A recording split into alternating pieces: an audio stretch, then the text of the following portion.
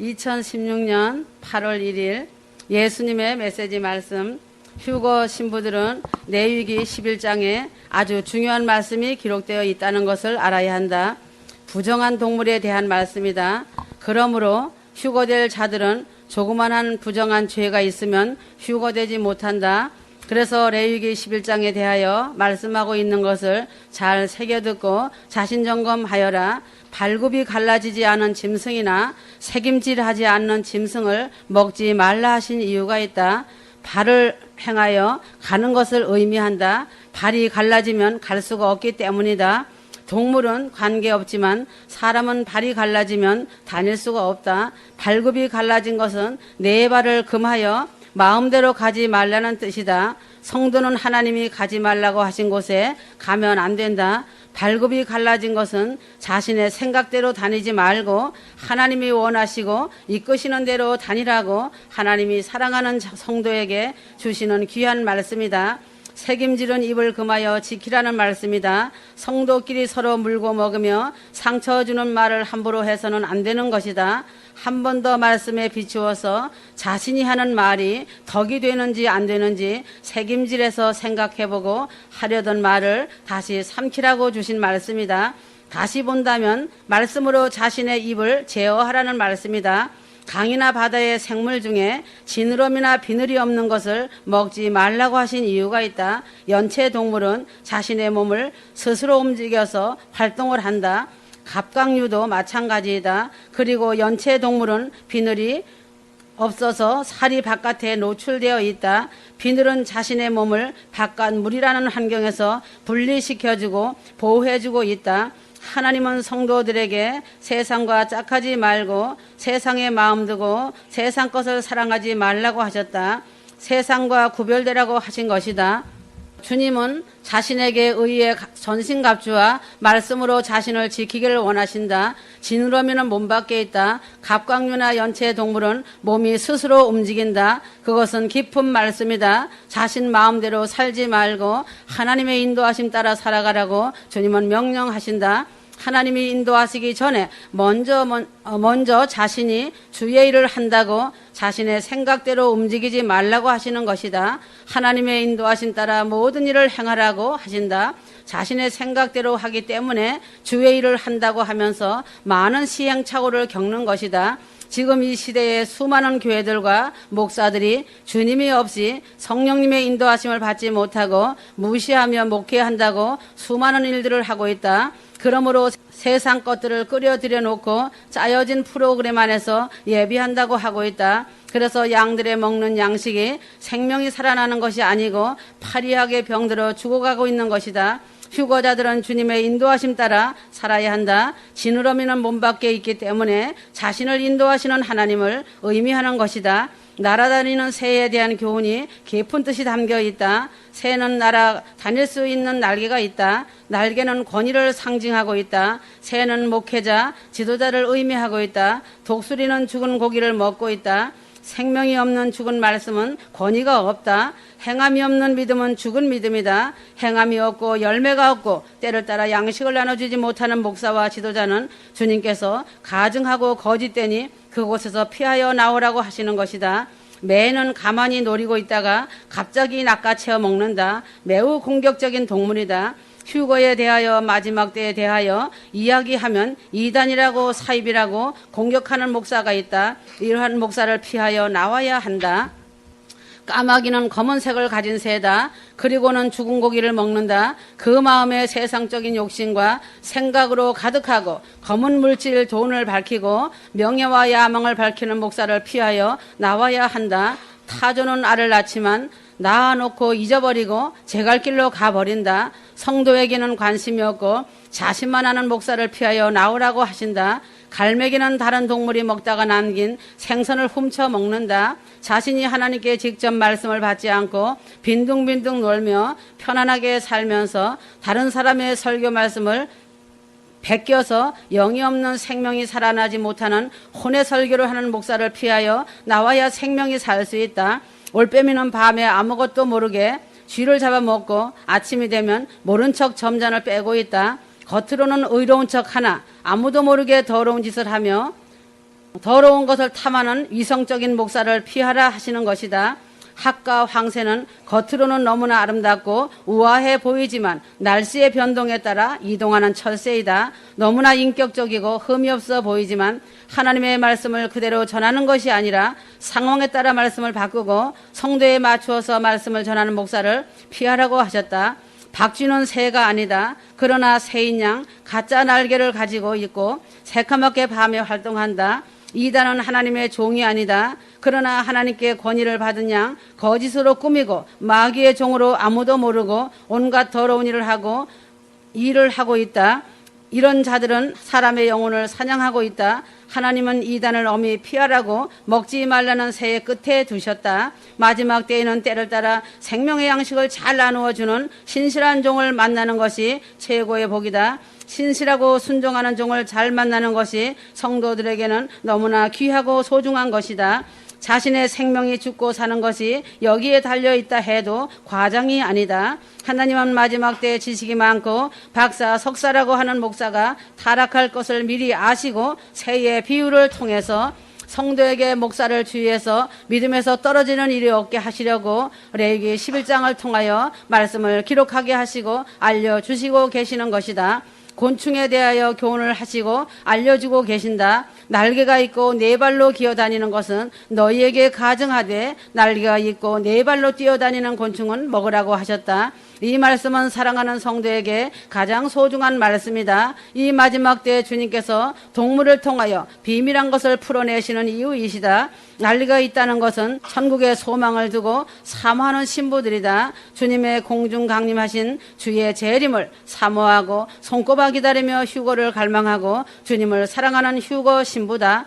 그러나 땅에 기어다니는 것은 세상 염려와 근심으로 하늘 소망이 있기는 하나 생각으로만 예수님을 기다리지 실제의 삶은 세상에 온통 마음을 빼앗긴 교인이다. 주님은 이러한 자들을 가증하다고 하신다. 곤충은 날개가 있지만 잘 날아다니지 못한다. 휴거될 신부는 예수님을 사랑하고 날마다 노심초사 갈망하며 기다린다. 휴거는 자신이 원한다고 되는 것이 아니다. 그렇지만 늘 변함없이 인내하며 기다리면 곤충이 폴짝폴짝 뛰듯이 천국을 향하여 신랑 주님만 바라보고 세상은 간 곳 없이 오직 신랑 주님만 사랑하며 주님만 생각하고 기다리는 성도를 주님은 사랑하신다.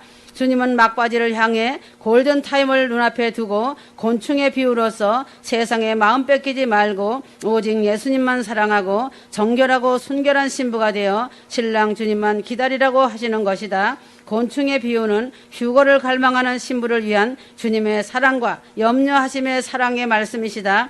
마지막 때 땅에 기어다니는 동물은 일체 먹지 말라고 하신다. 마지막 때는 성도들이 타락하여 온갖 형태로 세상에 마음 뺏길 것을 주님은 아시기에 휴거될 자들에게 절대로 그렇게 되지 말라고 엄하게 경고하시고 명령하시며 동물에 대하여 숨겨두신 신부 단장과 경고의 말씀을 하셨다. 결말을 정리하면 네 발을 주의하여 더러운 곳에 가지 말고 입의 말을 주의하면 의의 전신갑주를 입고 세상과 짝하지 말고 하나님의 인도하심 따라 살면서 곧 속히 오셔서 데려가실 주님만을 바라보고 거짓 목사를 주의하고 늘 거룩하게 살면서 성령 충만 있고 오직 신랑 예수님만 사랑하라고 하시는 것이다.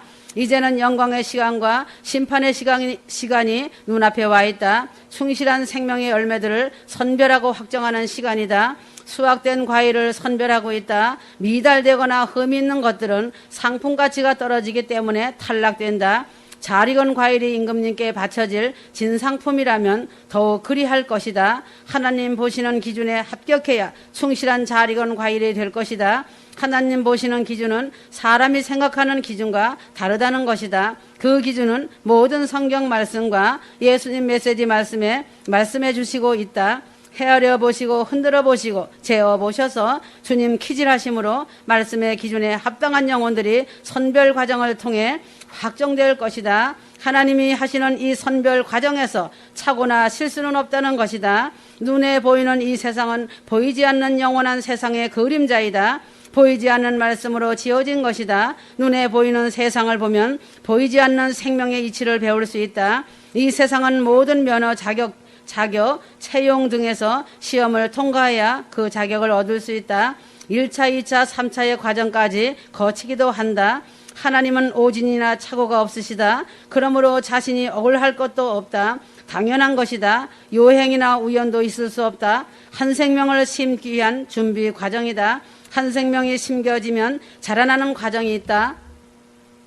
그 과정을 통과할 때 태풍을 맞으며 모진 비바람과 뜨거운 태양을 받으며 자라서 잎이 피고 꽃이 피어 열매가 맺어 충실한 열매가 되기까지 모질게 훈련한다. 훈련 과정을 통해 잘 익으면 추수의 선별 작업이 이루어진다. 그러므로 모든 것은 때가 있다. 밭갈 때가 있고 심을 때가 있고 거둘 때가 있다는 것이다. 생명의 이치가 이와 같은 것이다. 마가복음 4장 26절에서 29절 또 말씀하시기를 하나님의 나라는 이와 같으니 마치 어떤 사람이 땅속에 씨를 뿌려 밤낮 차고 일어나고 하는 동안 그 씨는 싹이 나고 자라나 어떻게 자라는지 그가 모르는 것과 같으니라. 땅이 저절로 열매를 내미니 처음에는 싹이 나고 그 다음에는 이삭이 패고 그 후에는 이삭의 나달이 가득하게 되느니라.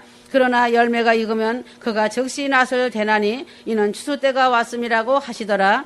그러므로 천국법은 확실하기 때문이고 완전하기 때문에 미달되면 낙오자가 되어 남겨지는 것이다. 가을 들판에 잘 익은 논에 황금 같은 벼이삭을 보면 알 것이다. 잘 익은 벼는 고개를 숙이고 추수하는 자를 기다리고 있다. 그러나 쭉정이는 고개를 들고 뻣뻣이 서 있다. 믿는 자들도 똑같은 이치이다. 겸손하고 낮아진 자가 가는 곳이 천국이다. 계시록 3장 2절 깨어있으라. 그리고 남아있으나 죽어가는 것들에게 힘을 돋우어 주라. 나는 내 행위가 하나님 앞에 온전함을 발견치 못하였노니 하였다. 주님께서는 4대 교회에 책망의 말씀을 하신 후 너는 일깨워 그 남은 바 죽게 된 것을 굳게 하라고 하셨다. 죽은 믿음으로는 구원받지 못함을 깨달아서 행함에 따르는 살아있는 믿음을 가지라는 말씀이다. 또한 내 하나님 앞에 내 행위에 온전한 것을 찾지 못하였다고 하셨다.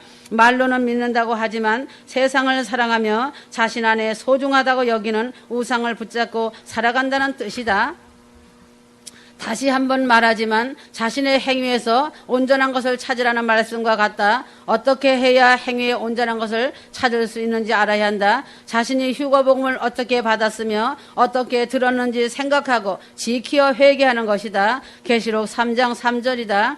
빌립보서 4장 9절에 너희는 내게 배우고 받고 듣고 본 바를 행하라. 그리하면 평강의 하나님이 너희와 함께 계시리라고 하셨다. 자신이 배우고 지금까지 듣고 본 바를 행해 나가기만 하면 평강의 하나님께서 함께 하시지만 만일에 실천하지 않는다면 하나님께서 함께 하시지 않으신다는 말씀이다.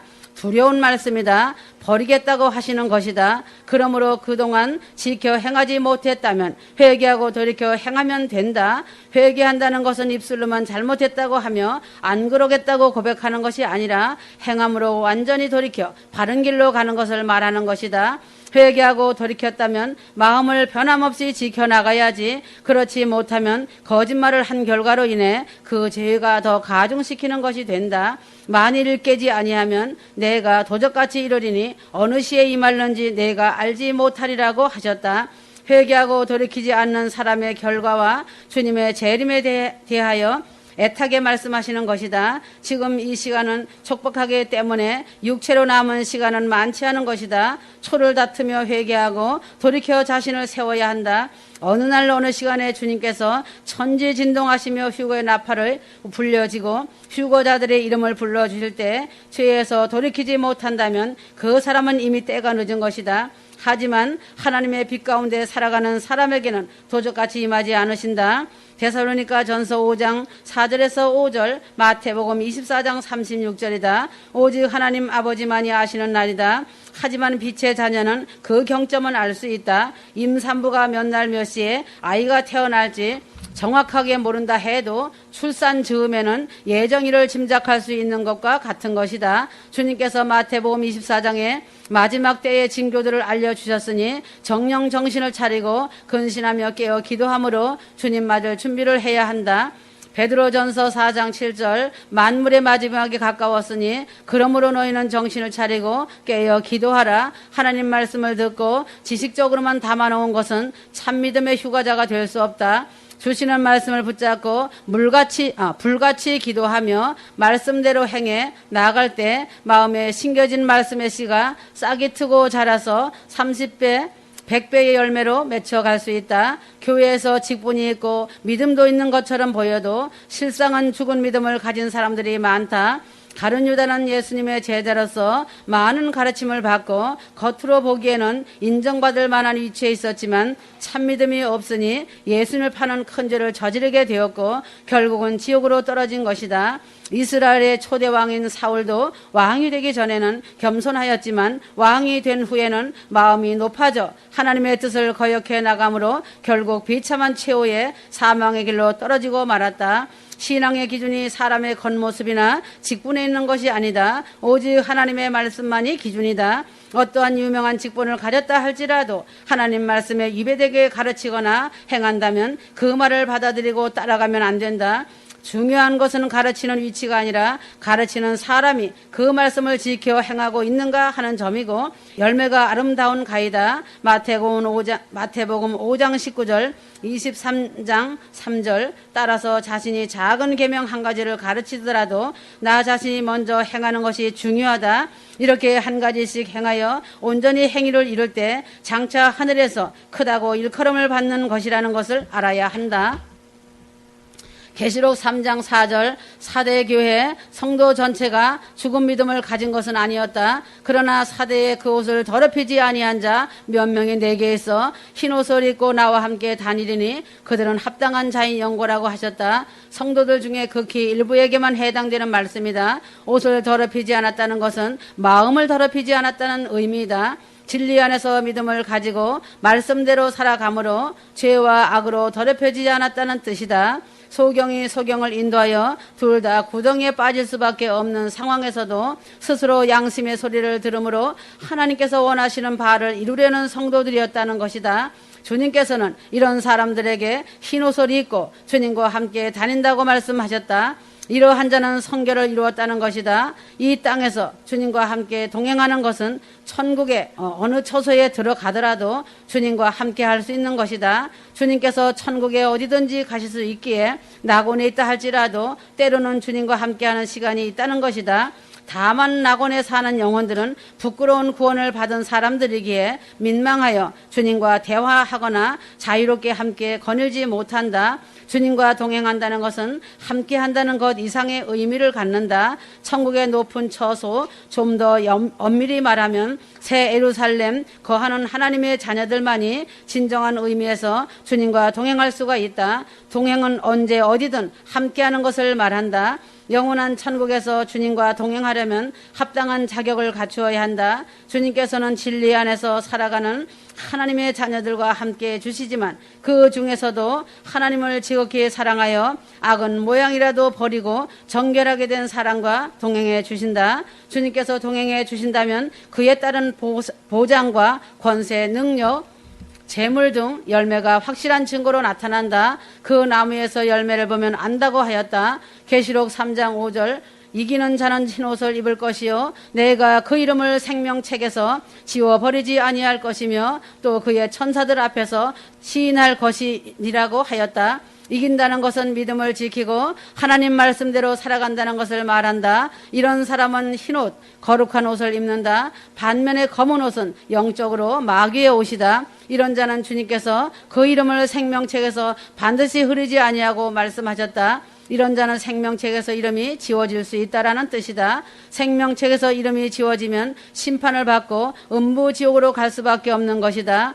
사람이 숨을 쉬고 있다고 해서 진정 살아있는 것은 아니다. 아담의 범죄로 인해 죽었던 영이 살아나야 진정한 생명이 있는 것이다. 예수 그리스도를 영접하고 성령을 받고 거듭나면 죽었던 영이 살아나서 영원한 생명을 얻게 되고 그 이름이 하늘나라 생명책에 기록된다.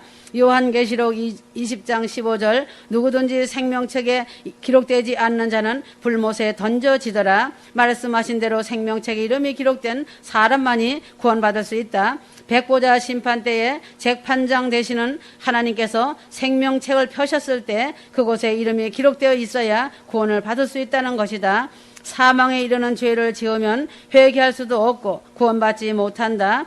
요한일서 5장 16절에서 17절, 마태복음 12장 31절에서 32절, 히브리서 6장 6절, 히브리서 10장 26절, 이렇게 구원이란 어느 한순간에 단번에 결정되는 것이 아니라 주님께서 다시 오시는 그날까지 진행형이다. 백보자 앞에서 염소가 되어 음부지옥으로 가는 자 되지 말고 재판장 되시는 하나님 앞에서 주님으로부터 이는 내 보혈로 씻음받은 하나님의 자녀라는 시인을 얻어야만 구원받을 수 있다.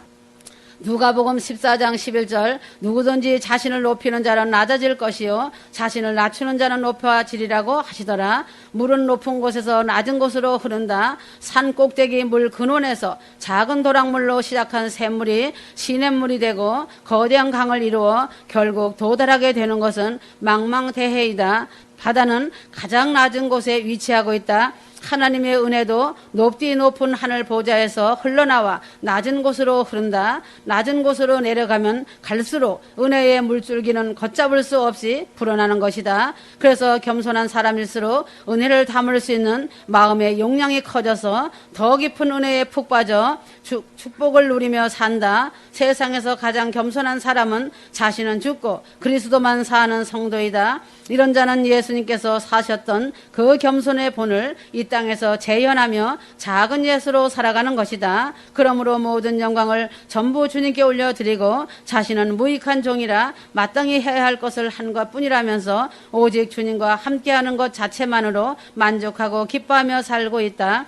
자신이 드러나고 높임받는 것에는 관심이 없고 오직 예수 그리스도만이 높임받고 주님의 영광을 드높이며 주님의 뜻을 성취하며 사는 것만이 유일한 낙이며 기쁨이고 사명인 것이다. 그러므로 주님께서는 이 땅에 공중재림하실 때에 가장 먼저 살피시는 곳은 낮은 곳이다. 그래서 하나님을 신실하게 믿으며 살았던 땅속 바닷속 강물의 나무 밑에 한 줌의 가루로 시신으로 묻혀있던 의인들을 먼저 일으키시고 들어 올리실 것이다. 그 다음엔 땅 위에서 예수 그리스도로 옷을 입은 자들 중에 가장 낮은 위치에서 이름 없이 빛도 없이 다른 사람의 밑거름이 되어 섬기며 살아가는 의인들을 끌어올리신다. 이렇게 낮은 곳을 살피시며 확실하게 익은 곡식들을 먼저 추수하신다. 자신 안에서 수시로 고개를 쳐드는 교만한 곧은 목을 올라오기 전에 내려쳐서 사정없이 내리쳐야 한다. 처음에는 힘들고 어렵지만 겸손히 낮아짐을 경험하면 할수록 그 놀라운 은혜에 취한다. 낮아지는 것이 얼마나 놀라운 축복인지, 죽는다는 것이 얼마나 값진 생명인지를 반드시 깨닫게 될 것이다. 나중에는 겸손 없이는 괴로워서 못 사는 행복한 운명이 될 것이다. 이사야 57장 15절, 영혼에 거하시는 높고 우뚝 솟은 분, 그의 이름이 거룩하신 분이 이같이 말하노라. 나는 높고 거룩한 곳에 거하며 또한 통회하고 겸손한 영을 지닌 자와 함께 거하여 겸손한 자의 영을 소성케 하고 통회하는 자의 마음을 소성케 하는도다. 주님께서 거하시는 처소는 딱 두 군데이다. 가장 거룩한 곳, 주님의 사랑과 가장 겸손한 곳, 이웃사랑이 넘치는 자와 동거동락하시고 동행하시며 한 상에서 먹고 마시며 기쁨을 이기지 못하신다. 이렇게까지 낮아져서 하나님 사랑으로 이웃사랑으로 채워지기까지 훈련단을 거치면서 정금같이 나온 자가 낮은 자리에서 섬기는 것이다. 이러한 자는 마음에 간사가 없고 빈 그릇에 하나님의 사랑을 가득하게 담은 금그릇을 만든 자이다. 하나님은 이런 자와 사랑의 교제를 나누며 기뻐서 어찌할 바를 모르신다. 너는 내 것이고 내 사랑이라고 하신다. 예루살렘성 신부는 이런 자가 되어야 한다. 주님의 임재 안에 항상 거하는 자이다. 주님의 마음이 주님의 입이 그와 함께하는 것이다. 주님의 임재하심이 떠나게 되는 이유는 자신의 영혼이 깨끗하지 못하고 겸손하지 못하기 때문이다. 마음이 청결하고 통회하는 심령을 회복하면 바로 주님의 임재가 임한다. 거룩과 겸손은 주님의 공중 재림을 기다리는 신부로서 반드시 취해야 할 양날개이다. 주님께서 신부들을 공중에서 끌어올릴 때 양날개를 펄럭이며 공중으로 올라가는 것이다. 꽃가마 황금마차가 내려올 때 하늘은 휘황찬란할 것이다. 이러한 것을 타고 올라가는 신부들이 왕권을 받은 신부들이다. 말로 형용할 수 없는 영광을 영원히 누릴 것이다. 고린도전서 15장 51절 말씀에 주님의 신부들은 마지막 나팔 소리에 순식간에 변화되어 썩지 아니할 부활의 몸을 입게 된다고 말씀하셨다. 날마다 속사람을 겸손으로 채우고 거룩한 삶을 추구하며 아름답게 가꾸온 그 사람은 그의 속사람 안에 거룩의 영과 겸손의 영이 충만해져 있는 상태이기 때문에 예수 그리스도의 영이 내려오실 때 마치 강력한 두 자석이 순식간에 달라붙듯이 육신의 껍데기가 순식간에 벗겨지면서 겸손과 거룩으로 점철된 꽉 찬 알곡 같은 그의 영혼이 형체 즉 부활체를 드러내고 들림을 받게 되는 것이다. 반면에 거룩과 겸손을 준비하지 않고 세상 욕심에 몸담그고 죄악에 쩔어서 경건의 모양은 있지만 그 능력은 부인하는 삶을 살아가던 자들과 교만한 자와 거짓되고 진실하지 못한 자들과 시기에 질투하는 자들은 그 속에 들림받을 만한 아무런 영적 자기장이 없기 때문에 주님께 달라붙지 못하고 변화시킬 자기장이 없기에 성령께서 변화시키지 못하신다. 그래서 이 땅에 남겨지는 것이다. 너무나 당연하고 과학적으로 납득할 수 있는 자연현상이다. 겨자씨만큼이라도 거룩과 겸손의 영이 한 조각만이라도 있었다면 예수님이 이끄시는 힘과 능력이 무한대이기에 들림받을 수 있지만 그 한 조각이 없어서 이 땅에 남겨지는 안타까움을 초래한다. 죽은 자는 말이 없음을 알 것이다. 죽은 시신은 아무 말이 없다. 매일의 삶이 매우 중요하다. 자신의 생각과 말과 행동이 겸손과 거룩의 삶에 부끄럼 없이 살아가는 하루하루의 삶이 기도이다.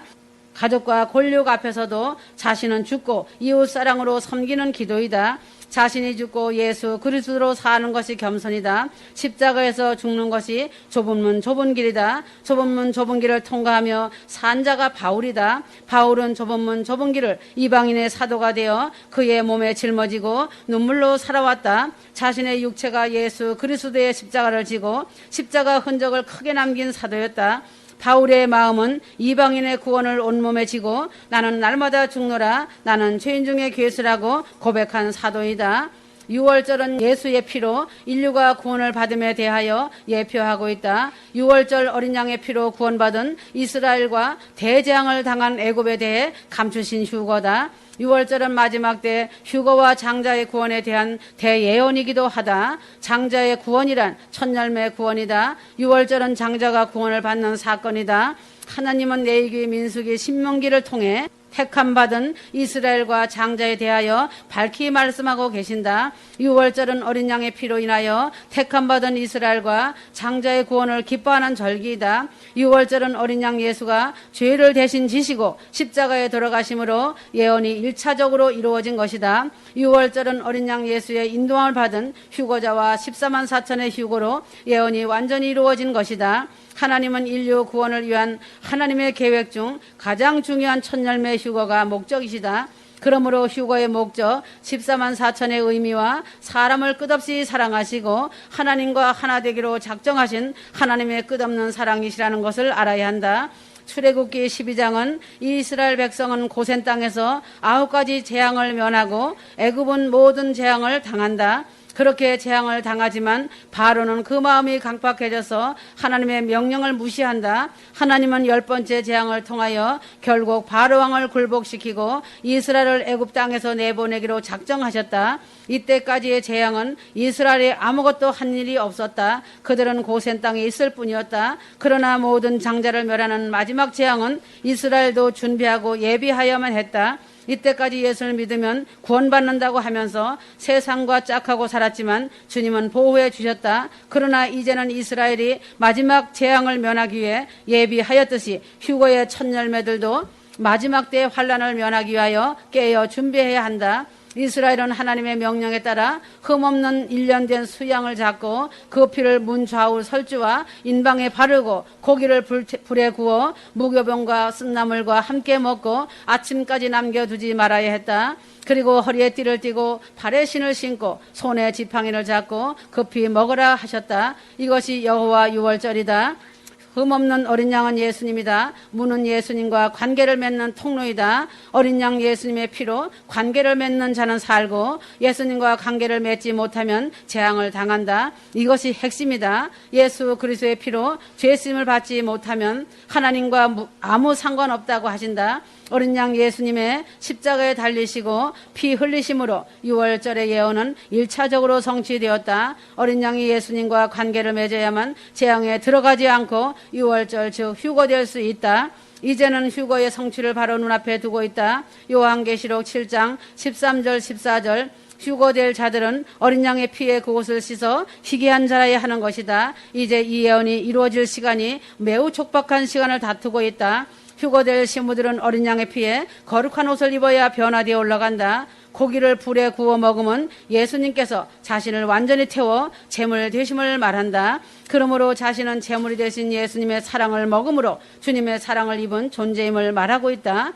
예수님과 사랑의 관계를 맺은 사람이 휴거됨으로써 이 예언은 완성된다. 요한계시록 7장 17절 보좌 가운데 계신 어린 양이 저희의 목자가 되사 생명수 샘으로 인도하시고 하나님께서 저희 눈에서 모든 눈물을 씻어 주실 것이미로라 하였다. 무교병은 흠없는 어린 양 예수에 관한 말씀이다. 무교병은 누룩이 없다. 오직 깨끗한 예수님만 증거하는 말씀이다. 요한복음 6장 35절 예수께서 가라사대 내가 곧 생명의 떡이니라 하였다. 6월절은 어린 양 예수의 은혜로 환난을 면하는 예언이다. 어린 양 예수의 십자가에 못 박혀 돌아가심을 믿음으로 자신의 죄와 형벌을 면한다. 어린 양 예수의 은혜로 그 말씀을 믿고 예비한 신부는 큰 환난을 면하고 휴거된다. 쓴 나물은 고난이다. 이스라엘이 노예로 고생했던 일을 기억하기 위해서 먹이신 나물이다. 휴거를 믿고 저 천국 본향을 사모하면 복음과 함께 쓰디쓴 고난을 받는다. 휴거를 믿고 예배하는 신부는 마음이 세상과 멀어지고 예수님을 사랑하는 마음으로 쓴 나물을 먹는 것이 기본 자세이다. 허리에 띠를 띠고 발에 신을 신고 손에 지팡이를 잡고 급히 먹으라 하심은 이스라엘 백성이 속히 떠날 것을 말씀하신 것이다. 이 말씀은 지금 이 세대를 살고 있는 휴거될 신부들도 휴거가 초읽기라고 계속 경고하고 있는 때다. 속히 떠날 준비를 하고 있어야 한다. 다른 곳에 마음 뺏기지 말고 생활의 염려로 인해 마음이 흔들리면 안 된다. 몸이 변화체를 입고 지구를 떠나 천국으로 올라간다는 것은 초자연적인 어마어마한 영광이다. 과학적으로도 할 수 있는 것이 아니다. 영원 무궁 세세토록 영원히 누릴 영광이다. 자신들이 떠날 준비를 하고 살아야 한다. 예수 그리스도로 인하여 아름다운 신부로서 정결하고 거룩한 의의 옷을 입은 신부인 것을 감사하고 주님만 의지하여라. 그래서 나의 기쁨을 입은 신부가 되어라. 이스라엘 백성들을 출애굽하기 전에 금 폐물로 많은 복을 주어 어깨에 짊어지고 출애굽하였다. 이스라엘은 6월절을 준행함으로 장자가 죽는 재앙을 면하였고 애굽은 모든 장자가 죽은 재앙으로 전무후무한 곡성이 온 나라를 덮었다. 이스라엘은 아주 급하게 애굽을 탈출하였고 이스라엘은 홍해를 건너므로 완전히 환란에서 벗어나고 애굽은 바로와 그 병사들이 홍해에서 전멸되고 수장됨으로써 큰 환란을 당하였다. 이스라엘 백성이 홍해를 건너므로 물세를 받았듯이 휴거 신부들은 가족과 부모 형제 친척까지 함께 환란에서 벗어나는 영광을 입고 어린 양 예수 그리스도의 피에 옷을 씻어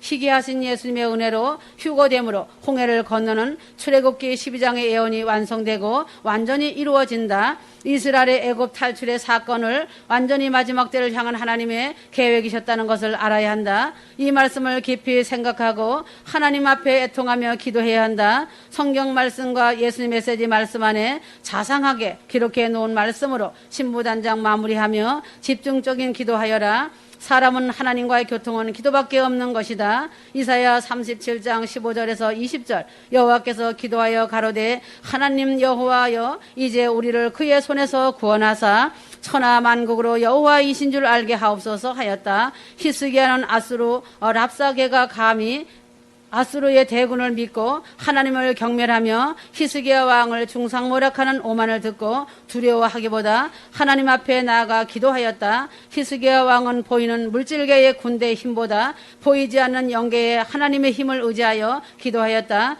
적의 힘이 막강하여 조롱하고 오만하여 업신여김으로 위기감을 가질 때 할 수 있는 영계의 막강한 힘은 하나님께 기도하는 것이다. 히스기야가 아수르의 대군의 침공을 앞두고 취한 것은 영계의 하나님을 향하여 기도드림으로 하나님께 응답을 받은 것이었다. 아수르의 18만 5천이는 눈에 보이는 엄청난 대군이다. 히스기야의 기도는 보이지 않으시는 유일하신 하나님께 기도하는 것이다. 이사야 37장 16절 오 그룹들 사이에 거하시는 만군의 주 이스라엘의 하나님이여 주 오직 주님만이 땅의 모든 왕국들의 하나님이시며 주께서는 하늘과 땅을 지으셨나이다 하였다. 다신교의 이방 세력이 18만 5천 명이라는 대군을 이끌고 와서 유다를 향하여 하나님을 능욕하는 말로 우습게 볼 때 승패는 이미 아수르에게로 기울어진 것이다. 그러나 3차원적인 눈에 보이는 것이 아무리 모래알 같이 보여도 3차원의 세계는 4차원의 지배를 받는다. 3차원의 물질계가 감히 4차원의 하나님을 능욕하는 것은 교만할 수밖에 없다. 히스기야 왕은 3차원의 물질계에 대하여 3차원의 힘에 밀려 항복한 것이 아니라 4차원에 속한 유일하신 여호와 하나님께 기도함으로 하나님께서 들으셨다는 것을 이사야 선지자가 히스기야 왕에게 알렸다는 것이다. 이사야 37장 21절 그러자 아모스 아들 이사야가 히스기야에게 보내어 말하기를 이스라엘의 주 하나님이 이같이 말하노라 내가 아시리아의 산헤리 왕에 대하여 내가 기도하였으니 하였다. 그러므로 여호와 하나님은 휴거 신부들의 기도를 들으시고 이를 행하신다. 성도가 보이지 않는 하나님과 교통을 하여 연락하며 아뢰는 것이 기도이다. 국가적인 위기가 닥쳤을 때 적의 위협으로 두려움이 다가올 때 하나님께서 기도하면 반드시 하나님께서 하나님을 능멸하는 대적의 원수를 죽이게 하신다. 이제는 신부들의 대적자들도 기도하면 그 기도를 들으시고 주님께서 일하시고 시행하신다고 하셨다. 신부들의 기도는 그 위력이 매우 강하다. 이사야 37장 7절 그가 풍성을 듣고 그 고토로 돌아갈 것이며 또 내가 그를 고토에서 칼에 죽게 하리라 하셨느니라 하였다. 아수르의 막강한 군대가 유다를 침공함으로써 유다는 풍전등화 신세였다. 그러나 히스기야가 여호와 이름을 의지하여 기도하였더니 하나님의 군대가 움직이는 것이었다. 3차원의 물질계가 아무리 강하여도 4차원의 하나님의 군대가 움직이면 역전되는 역사가 일어난다. 하나님께서 유다를 대신하여 아수르를 치시니 아수르 18만 5천 명이 죽어서 시체가 되었다. 이사야 37장 36절 여호와의 사자가 나가서 아수르 진중에서 18만 5천인을 쳤으므로 아침에 일찍 일어나 본즉 시체뿐이라. 아수르 사네립은 겨우 살아서 도망을 갔다. 사네립이 고토로 돌아가서 자기가 믿는 우상신에게 경배할 때에 사네립의 아들 둘이 아버지 사네립을 죽이는 반역이 일어났다. 결국 사네립이 믿는 우상신은 사네립을 지켜주지 않았다. 에레미야 33장 2절에서 3절 이를 행하시는 여호와 그것을 지어 성취하시는 여호와 그 이름을 여호와라 하는 자가 이같이 이르노라 너는 내게 부르짖으라 내가 내게 응답하겠고 내가 알지 못하는 크고 비밀한 일을 내게 보이리라. 대적이 위협하여 위기를 느낄 때 부르짖어 기도하는 하는 자가 되어야 한다. 한국도 지금 치열한 영적 전쟁터이다. 북한은 인간이 신이 된 김일성이라는 우상을 섬기고 있다. 우상 권력의 불법 세력이 북한을 점령하였다. 완전 우상의 나라가 되었다. 그 반면 한국은 교회가 있고 성도가 있는 자유민주주의 법치 국가이다. 1994년 자유 대한민국을 향한 북한 핵개발의 위협으로 전쟁의 공포가 찾아왔다. 1993년 어느 한 성직자에게 하나님의 대언의 말씀으로 알려주기도 하였다. 그 당시 한국이 큰 위기를 맞을 수 있는 때였다. 그래서 정직하고 순수한 성직자를 통해 알려주었다. 회개하라고 나라와 민족을 위해 기도하고 부르짖으라고 알려준 것이다. 그때 그에게 이렇게 말하였다. 김일성은 서울에 원자폭탄을 투하하려고 한다. 남한의 책임을 전가할 자살의 길을 모색하기 원한다. 사단의 조직의 실패를 직면할 수 없다. 거대한 모양으로 나가고 싶어한다. 이것이 공산주의의 우상들이다. 김일성이가 원자폭탄을 투여하고 거대한 나라를 세우려고 하고 있다고 말해 주었고 이 모든 것은 주 하나님만이 그를 저지하고 막을 수 있다고 말하였다. 그 성직자는 대언으로 말씀을 알려주었다. 한국은 회개의 눈물을 흘리며 애통하며 교회들이 부르짖었다. 1994년 여의도 광장에 27만 명의 그리스도인들이 모여 하나님께 부르짖었다. 회개 기도를 하였다. 탐욕과 간음에 대하여 회개하고 탐심과 뇌물, 낙태에 대하여 용서해달라고 부르짖으며 기도하였다. 그리고 얼마 후 1994년 7월 8일 김일성이는 사망하였다. 하나님은 의인을 살리시며 악인을 멸하신다는 것을 알아야 한다. 하나님께서는 한 민족의 위기에 부르짖어 회개하는 기도 소리에 응답하시는 것은 악인을 응징하는 것이다. 하나님은 대한민국 한국을 언약을 맺으신 재림의 종주국이기 때문에 눈동자같이 지키시고 보호하시는 것이다. 물질계에서 핵폭탄은 인간과 자연을 크게 파괴하는 것은 핵폭탄보다 더 위력 있는 것은 없다. 총과 칼로 싸우는 것은 복구할 수 있다. 그러나 핵폭탄이 떨어지면 생태계의 파괴로 복구는 희박하다. 이러한 한반도의 핵폭탄의 위협에 위기에 처한 한국 교회들의 회개하며 부르짖는 기도를 들으시고 큰 일을 행하셨다. 물질계의 핵폭탄보다 강한 것은 물질을 창조하신 하나님께 부르짖는 영계의 기도이다. 회개하며 부르짖는 기도가 핵폭탄을 무력화할 수 있음을 믿어야 한다. 북한에는 3만 8천 개의 크고 작은 김일성 동상에게 강제적으로 절하고 숭배하고 있다. 이들은 여전히 적화 통일, 공산화 통일을 노리고 있다. 1998년에 김정일은 2012년까지 강성 대국을 만들겠다고 호언장담을 하였다. 그러나 교회들이 죄를 회개하고 부르짖었다. 하나님께서 그 부르짖음에 응답하는 것은 2011년 12월 17일 김정일의 사망 소식이었다. 하나님께 부르짖는 자의 기도에 김정일의 강성 대국은 강성 망국으로 끝났다. 한국의 존폐 위기에 부르짖는 영계의 기도는 물질계의 어떤 강성보다 매우 위력 있는 강함이다. 물질계의 핵도 핵을 무력화할 수 있는 영계의 기도이다. 예수님의 공중재림 휴거를 기다리는 신부들은 수많은 죄악이 만연하여 있고 음란과 낙태의 동성애, 배도가 소돔과 고모라보다 만연하게 넘치고 있는 때이고 북한의 위협으로 한반도를 적화하려는 그들의 뜻이 아무리 강해도 더 강한 영계의 기도를 능가하지 못한다. 매일매일 깨어서 정신을 차리고 기도해야 한다. 휴거될 신부들의 기도가 이 나라와 민족을 지키고 있다고 보면 된다. 지금까지 휴거를 준비하며 온 휴거자들, 즉 휴거 신부라면 다시 새롭게 자신을 만들어 겸손하고 낮아져서 자신은 죽고 자신 안에 예수님이 주인 되시기를 간절히 기도하여라. 바울은 예수님의 재림을 죽는 날까지 기다렸다. 이것이 초대교회 재림신앙과 신부단장이다. 그러므로 바울의 신앙 핵심과 예수님의 재림과 성도의 신부단장에 대하여 바울은 데살로니가 전후서를 통해 예수님의 공중재림과 휴거, 적그리스도 출현과 예수님의 지상재림과 심판을 알렸다. 이때는 사복음서나 신약의 그 어떤 성경도 존재하지 않았다. 신약 성경의 첫 복음은 예수님의 다시 오심이었다. 마태, 마가, 누가 복음도 바울의 순교 이후에 쓰여진 말씀이다. 예수님은 바울을 통해 예수님의 다시 오심을 정확하게 초대교회에 알렸다. 데살로니가 교인들은 예수님의 강림을 기다리고 있었다. 살전 1장 10절 또 하나님께서 죽은 자들로부터 살리신 그분의 아들 즉 다가올 진노로부터 우리를 구해내신 예수께서 하늘로부터 오심을 기다린다는 것이니라 하였다. 바울은 교인들에게 주의 강림과 휴거의 복음을 철저히 가르친 것이다. 그리고 믿음을 잃지 말고 휴거의 소망과 예수님의 사랑으로 서로 사랑하라고 당부하고 있다. 심지어 바울은 이 편지를 순종치 않으면 사귀지 말고 부끄럽게 하라 하였다. 사루 3장 14절이다. 예수님의 공중재림과 성도의 단장은 초대교회에서는 너무나 당연한 가장 중요한 복음이었다. 그리고 두 번째 편지인 갈라디아서를 통하여 바울은 바울이 전한 재림의 복음과 신부단장의 복음을 아라비아에서 3년 동안 예수님께 직접 계시를 받았다고 말하였다. 갈라디아서 1장 11절 17절이다. 바울은 첫 편지인 데살로니가에서는 재림의 복음을 그리고 두 번째 편지인 갈라디아에서는 신부단장의 복음을 전하고 있다. 신약의 말씀은 처음부터 다시 오실 예수님을 기다리는 말씀으로 시작하여 주님을 기다리는 성도들이 어떻게 단장하여 예비해야 하는지 가르치는 말씀이다.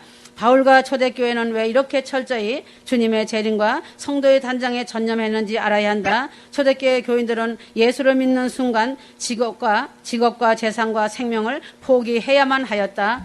그들은 극심한 핍박을 각오해야 하는 험난한 삶이었다. 예수님을 전하는 것은 생명의 위협을 감수해야 하는 너무나 절박하고 두려운 일이었다. 그들은 세상과 격리되었다. 미친 사람같이 보고 그렇게 취급하였다. 그들은 세상의 그 어떤 꿈과 희망도 다 포기해야만 하였다. 그들의 믿음은 유일한 소망이 예수님 오신다는 복음이었고 바울은 스스로 이것을 믿었다. 그러면서 성도들에게 가르치고 이 아름다운 소망으로 서로 사랑하고 위로하라고 말하고 있다. 살전 4장 17절 박해를 받은 초대교회는 주의 재림을 기다리며 근신하며 깨어서 믿음과 소망과 서로 사랑함으로 주 예수 그리스도가 강림하실 때를 기다렸다. 살전 5장 전체에 기록하였다. 지금도 초대교회와 같은 교회는 세상로부터 핍박이 심하다. 세상 교회로부터 핍박이 강하다. 믿는 자들로부터 핍박과 심한 조롱을 받고 있다. 휴거 말씀이 전 세계로 나가고 전하는 곳이 초대교회이다. 주님께서 친히 말씀을 주시고 기록하게 한다. 바울이 아라비아에서 3년 동안 예수님께 직접 계시받았던 것처럼 말이다. 그래서 바울은 생명을 내어놓고 전한 것이다. 지금도 나의 종을 통하여서 1년이 넘는 시간 동안 한 자씩 주님께서 불러주시고 나의 사랑하는 종은 한 자씩 기록하였다. 천장에 가까운 예수님 메시지 말씀이다. 그래서 초대교회 같은 것이다. 그러므로 바울이 그러했듯이 나의 종도 자신의 생명을 내어놓은 자이다. 오직 그는 하늘의 소망인 휴거 외에는 아는 것이 없는 자이다. 세상과는 단절된 지가 아주 오랜 세월이다. 바울의 세대 때에는 그들은 생명을 나눈 형제들이었고 주님을 기다리는 복음은 그들의 소망이었다. 지금도 휴거를 소망하는 휴거 신부들의 소망은 오직 공중에서 신랑 예수님 만나는 것이 일생의 소망일 것이다. 디모데후서 4장 8절 나를 위하여 의의 면류관이 예비되었으므로 주 곧 의로운 재판장이 그날에 내게 주실 것이니 내게만 아니라 주의 나타나심을 사모하는 모든 자에게니라. 바울은 마지막 자신의 유언장에서 의의 면류관을 예수님이 그날에 나와 주의 나타나심을 사모하는 모든 자에게 주신다고 하였다. 그날고 주의 나타나시는 날은 주님이 재림하시는 날이라는 뜻이다. 바울은 순교하는 그날까지 예수님의 재림을 소망하며 기다린 것이다. 그리고 성도들에게 그날에는 예수님이 친히 의의 면류관을 씌워주시고 그들의 눈에 눈물을 닦아주시고 위로해 주실 것이니 그날을 사모하며 기다리자고 유언하고 있다. 요한계시록 7장 16절 17절 바울은 죽은 순간까지 예수님의 재림을 사모하며 기다렸다. 바울과 성도들은 예수님의 위로와 사랑을 소망하며 기다렸다. 의의 면류관은 예수님의 위로하심과 예수님이 자신들을 향한 사랑인 것이다. 바울은 예수 그리스도와 그의 십자가에 못 박히신 복음이 얼마나 중요한지 알고 있었다. 고린도전서 2장 2절 그래서 바울은 십자가에 못 박히신 예수님을 따라 자신을 십자가에 못 박고 날마다 자신을 죽였다. 바울은 예수님의 증인된 삶을 살았다. 바울처럼 진짜 휴거자가 되어라. 가짜는 주님의 얼굴을 보지 못한다.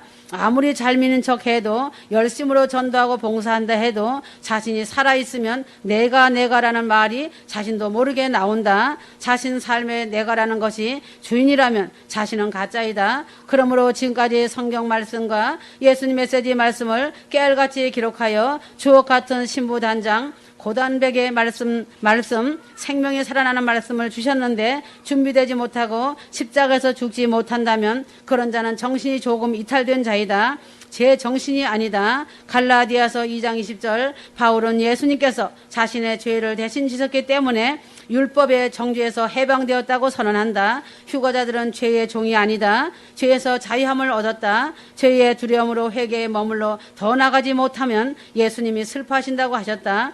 로마서 8장 33절에서 35절이다. 바울은 예수님의 사랑의 법에 우리가 속해 있다고 선언한다. 바울은 믿음, 소망, 사랑은 항상 있을 것인데 그 중에 제일은 사랑이라고 결론을 내렸다. 전 세계 신부들아 나의 사랑을 전하노라. 사랑하노라. 아멘.